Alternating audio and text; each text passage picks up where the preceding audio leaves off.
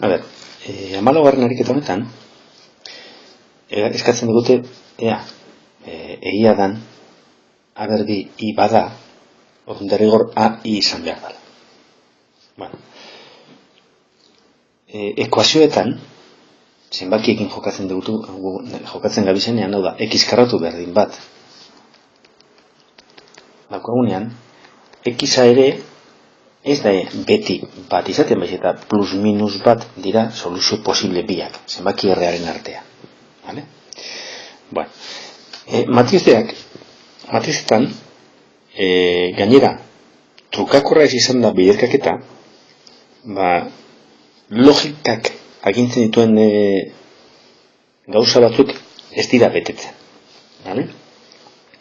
Eta frogatu behar dugunean gauza bat ez dala betetzen, nahiko daukagu adibide bat topatuz.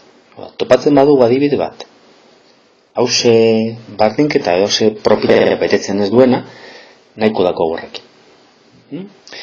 Holan zerotik hastea begiratzen zein aldan izan, baina pizka memoria apur bat egiten baduzue, eginda daukagu ariketa bat,